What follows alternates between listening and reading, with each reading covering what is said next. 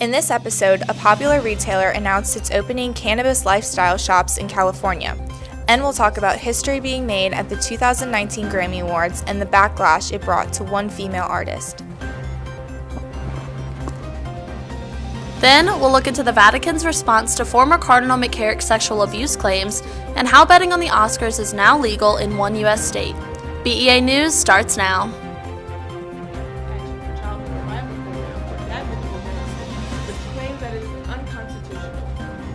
California has more chickens than 3 murder charges in relation to the deaths of 2 black men. He shot from his car to knock them into the ground, and he then exited.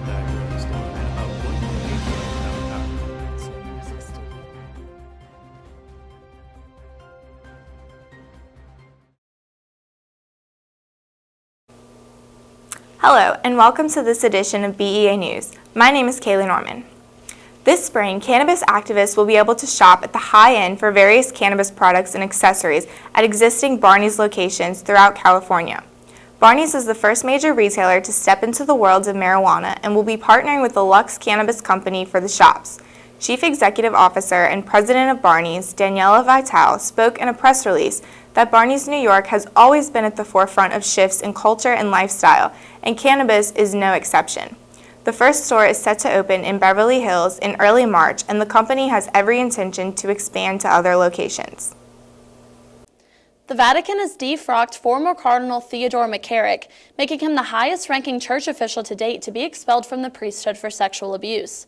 The Vatican said a church tribunal found McCarrick guilty of solicitation in the sacrament of confession and sins against the Sixth Commandment with minors and with adults, with the aggravating factor of the abuse of power. Pope Francis has approved the ruling, and there is no possibility of appeal. McCarrick resigned his post as cardinal last year after an investigation found evidence he had molested a minor altar boy almost half a century ago, though the list of people he sexually abused over his 50-year clerical career goes on.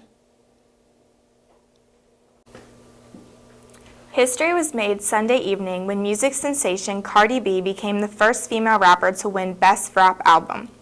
Other nominees among Cardi were Travis Scott, Nipsey Hussle, and Mac Miller.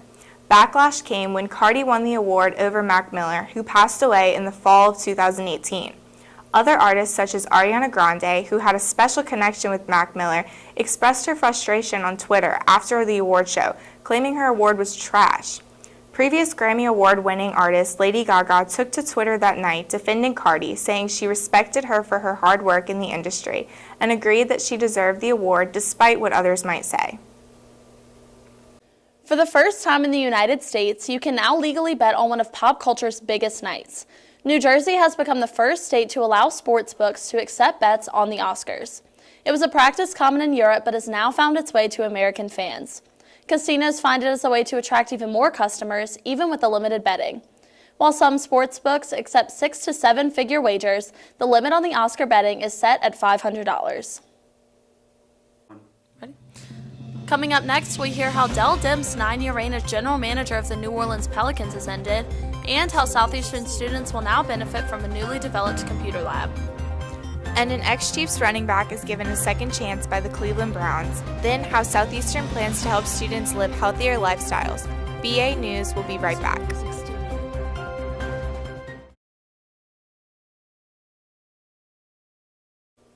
Welcome back. Former running back of the Kansas City Chiefs, Kareem Hunt, was released from the team when a video surfaced of him brutally shoving and kicking a young woman in February of 2018. Just last week, the Cleveland Browns general manager John Dorsey signed Hunt to a 1-year contract, allowing him to reset his career by earning the trust of the city and the team. The NFL has placed Hunt on the commissioner's exempt list, which prohibits him from practicing or being with the team. Dorsey hopes to have a resolution within the next couple of weeks, but until then, Hunt will remain on the exempt list until a final decision on a suspension has been made. The New Orleans Pelicans have fired their 9-year general manager Dell Demps and started the process of finding someone to deal with the fallout of All-Star Anthony Davis's recent trade demand.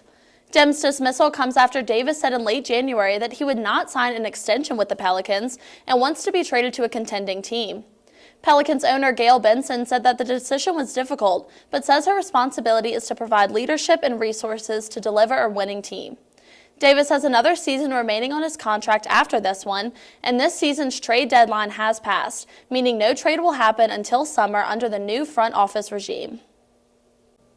Starting this week, the University Health Center is partnering with the Pennington Student Activity Center to sponsor a weight loss program known as Lighten Up Lions. The 7-week program is free and available to any Southeastern student. It is scheduled to kick off on February 18th and will include one-on-one and weekly group meetings, meal plan suggestions, weigh-ins, and exercise routines. Coordinator of Fitness and Wellness at Recreational Sports and Wellness, Nick Meyer, plans to bring in various guest speakers and encourages students to lose weight by offering a grand prize at the end of the 7 weeks. For more information on how to sign up for next semester's program, you can visit the Health Center page on Southeastern's website. Invoke, a web and mobile software design, development, and application hosting firm, has completed work on a new high-tech computer lab. Housed in the newly constructed Computer Science and Technology building, the space offers students a chance to get workforce ready in a professional and innovative environment. The Innovation Lab mirrors Invoke's offices and provides a variety of workstations and a section where students can virtually sit in on developer meetings. Professor of Computer Science Dr. Alcati says the lab is a strong part of the knowledge students can gain beyond what's been taught in a lecture or learned from a textbook. That's all for this edition of BEA News. If you'd like to find out more, visit us on Facebook at SELU BEA. And while you're at it, you can check out the BEA's YouTube channel at SELU BEA. With your news for February, I'm Erin Pender.